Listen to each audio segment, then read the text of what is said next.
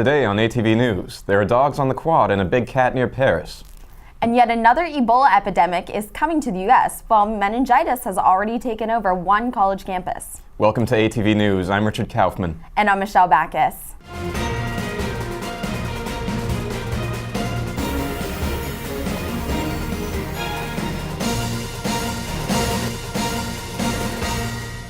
The National Cathedral held its first Muslim service on Friday. Ibrahim Rasool, South Africa's ambassador to the United States, provided a sermon following the traditional call to prayer. The prayers were briefly interrupted by a heckler who was quickly removed from the building. The service then continued without incident. West Virginia University has recently experienced a tragedy that has affected the whole Mountaineer community. Nolan Michael Birch, a freshman at West Virginia University, was found unconscious and not breathing inside a fraternity house on Wednesday. Birch was rushed to Ruby Memorial Hospital, where he died 2 days later. The university has suspended all fraternity and sorority life until further notice.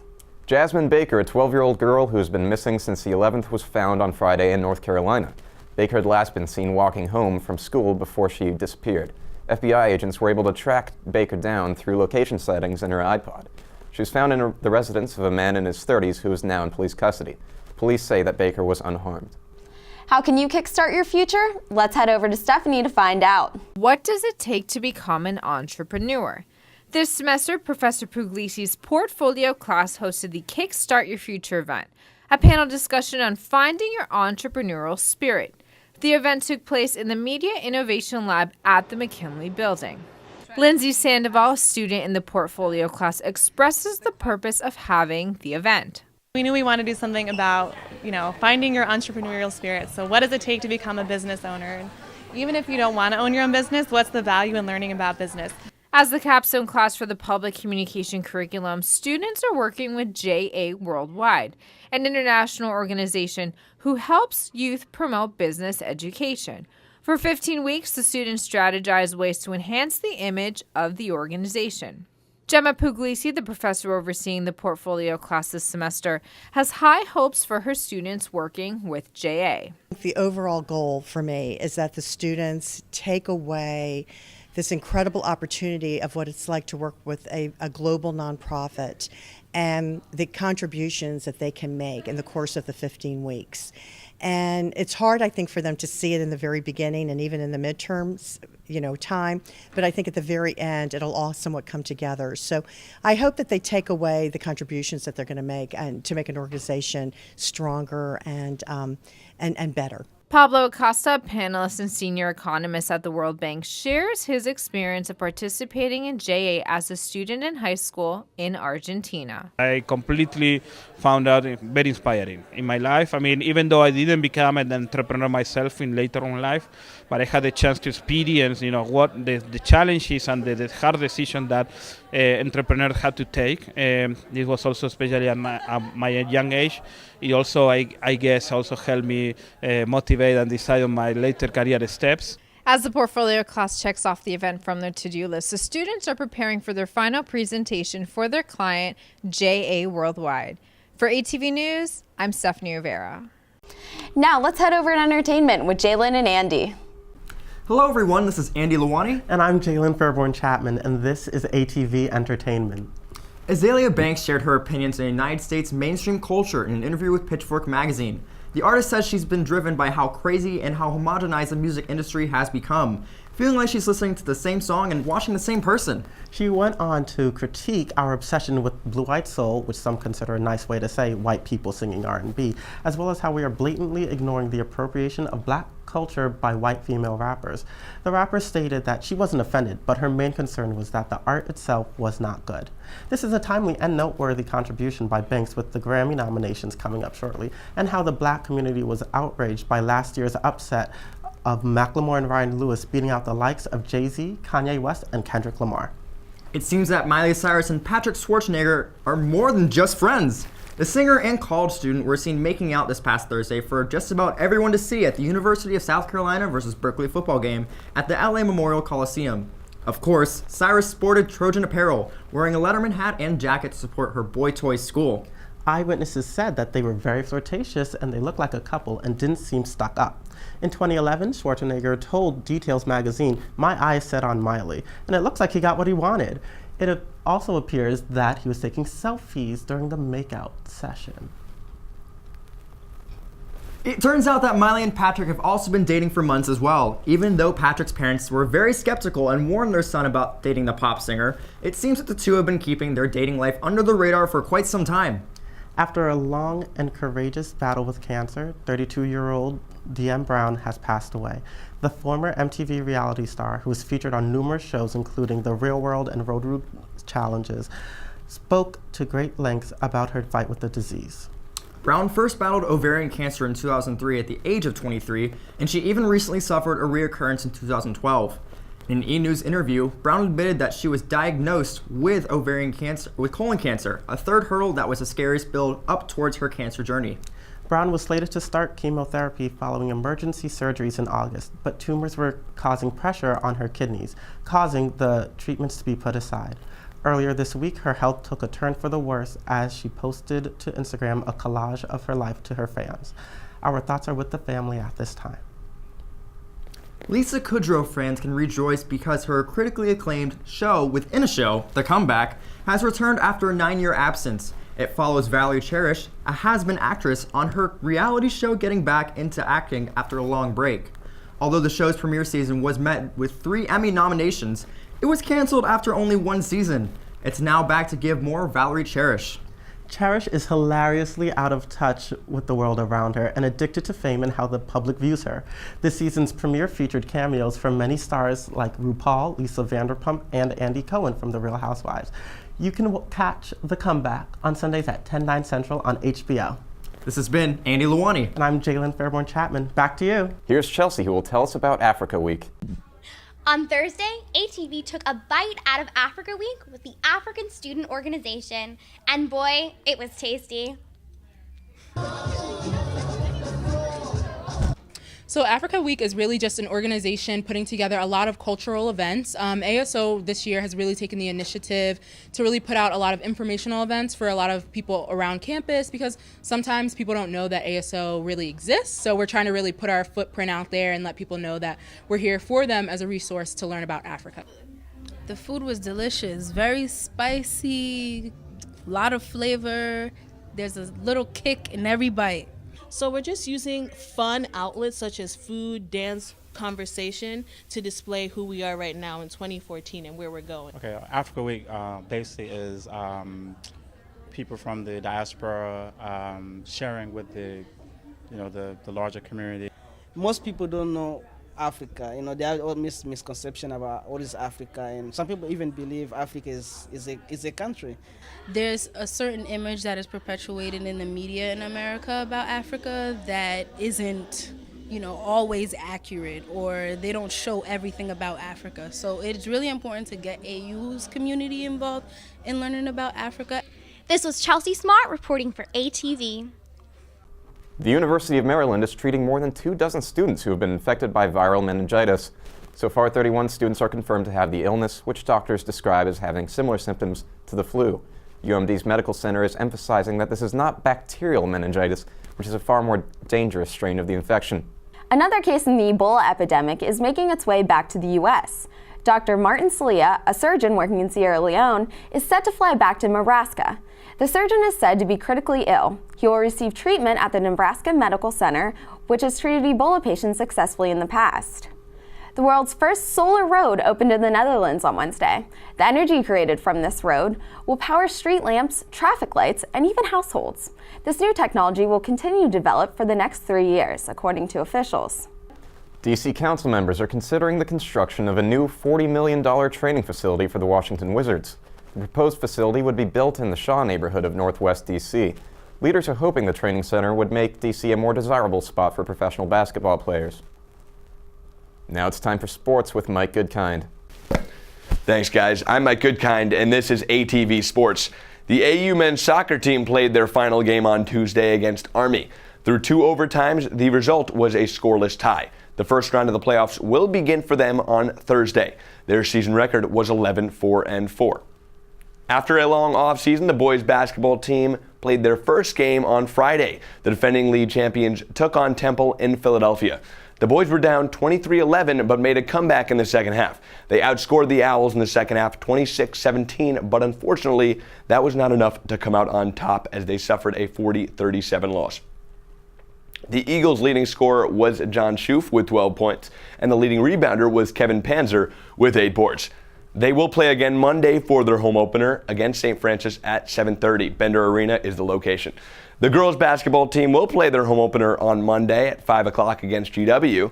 Head coach Megan Gebbia is looking forward to another good year after being 22-10 for her first year as head coach last season. I'm Mike Goodkind, and this has been ATV Sports. Back to you guys in the studio. Thanks, Mike. Now let's go to Ian with the dogs on the quad. On Wednesday, November 11th, the 4400 Society, along with the Counseling Center and Active Minds, hosted the much-anticipated Dogs on the Quad event. Students showed up in droves to get a little puppy love and de-stress from the pressures of impending exams.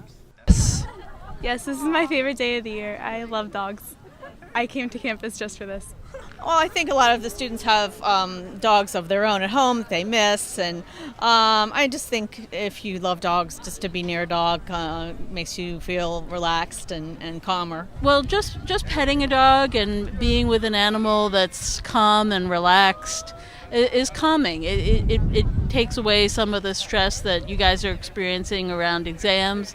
Which stands for People Animals Love, and they have group visits at hospitals, nursing homes, libraries, things like that. So they have a lot of counseling services available, and this definitely helps a lot of people.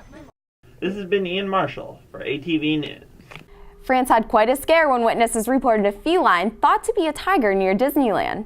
Armed authorities searched all day Thursday for the cat, only to find that it was not a tiger. Authorities called the incident a joke, explaining there's no real danger.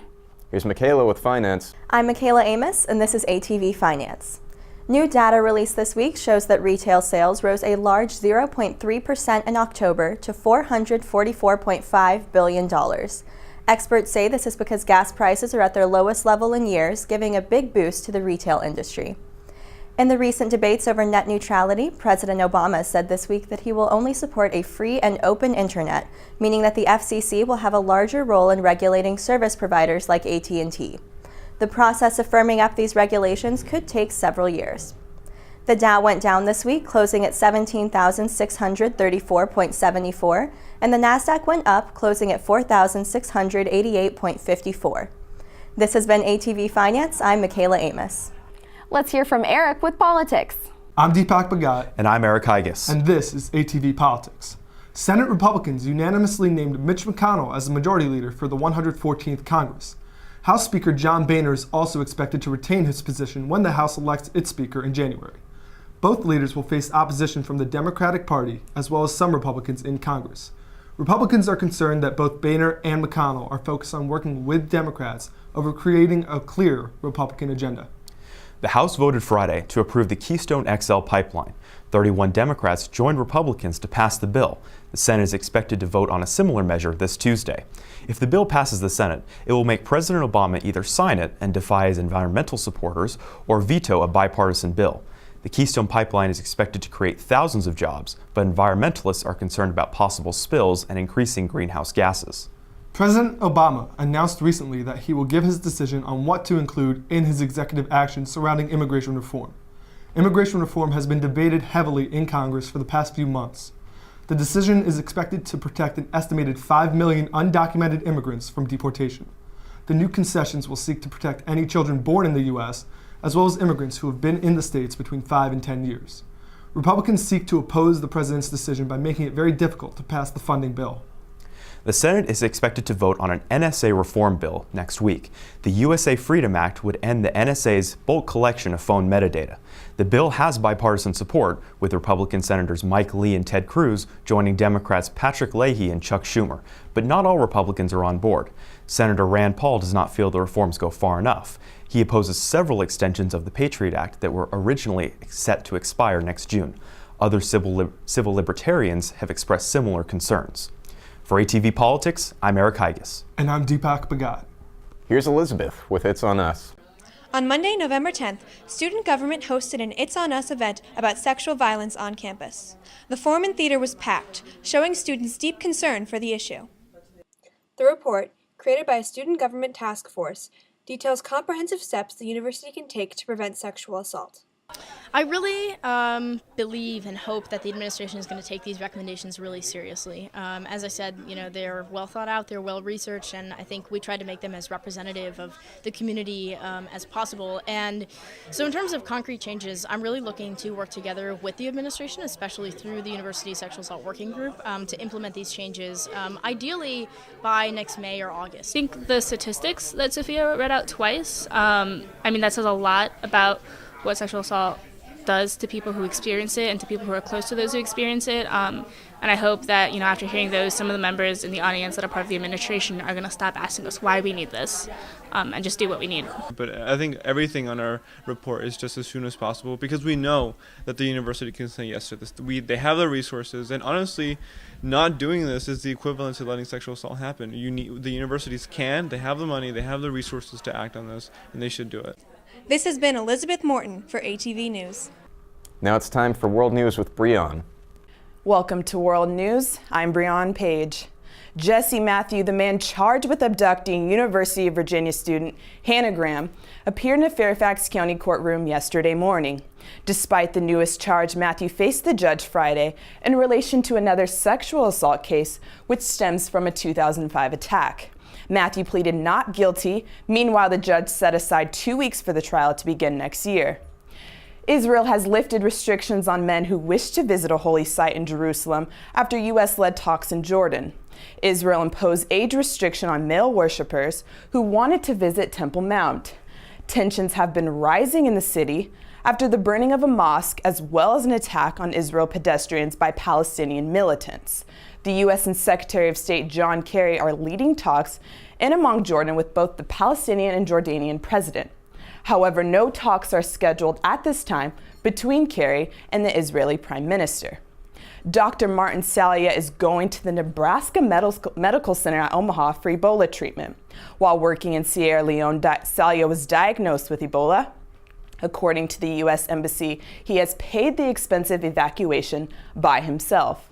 Salia is a permanent U.S. resident living in Maryland. The doctor will be the third U.S. Ebola patient to contact the disease. The Smithsonian unveiled a plan to spend $2 billion in renovations for Museum Garden along the south side of the National Mall.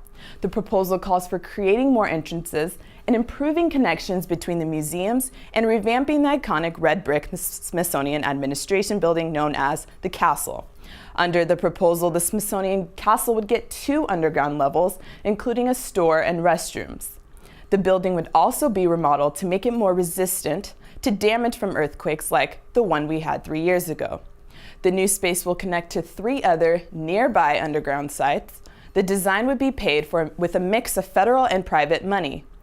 Blunders by the Secret Service back in September may have helped the alleged White House intruder get into the president's house. According to a report obtained by the New York Times, the intruder was able to enter the White House after several performance, organizational, and technical failures. The officer who was stationed on the North Lawn did not realize the intruder jumped the fence because he was busy talking on his cell phone. The officer also did not have his headset in his ear and only realized there was a problem when he saw an officer chasing after the intruder. This is not the first time police have heard of Omar Gonzalez, the alleged intruder. In July, he was arrested on gun charges in Virginia. After that, he was stopped outside the White House carrying a hatchet. This has been World News. I'm Breon Page. Here's Elizabeth. This is Elizabeth Morton here with your weekly weather report. We start off the week with chances of precipitation on Monday, with a high of 59 and a low of 32. We'll see a bit of sun on Tuesday, but with a low of 28. The rest of the week will be much gloomier, partly cloudy with lows in the 30s and highs in the high 40s. We wrap up the week with more precipitation and a low of 39 on Saturday. I'm Elizabeth Morton, and this has been ATV Weather. It's time now for What's Up AU with Lila. Hello everyone, I'm Lila Nasser and welcome to What's Up AU. This Monday at 1 p.m. our friends in student government and Fossil Free AU are asking students, faculty, and alumni to gather in the quad. United in this action, the leaders behind SG and Fossil Free AU hope to send a message to the Board of Trustees. Vote yes to divest. To join the movement, you can RSVP to the event on Facebook. SOC professor Chris Palmer wants you to become successful. Partnering with AU's Career Center, Palmer will be holding a workshop Wednesday in MGT3 from 6:30 to 8 p.m. to provide quick tips to make it in the real world. As we inch closer to Thanksgiving week, members of the Muslim Student Association want to remind you they'll be collecting clothing until November 30th. These items will be donated to the International Rescue Committee. If you have any donations, be sure to place them in the donation boxes inside the K Spiritual Center. I'm Lila Nasser. This has been What's Up AU. Sure looks like we're in for a cold week, Michelle. I know, Richard. You better have your jacket ready. Oh, I do. Thanks for tuning in to ATV News. Be sure to check out our Facebook page and follow us on Twitter. For ATV News, I'm Michelle Backus. And I'm Richard Kaufman.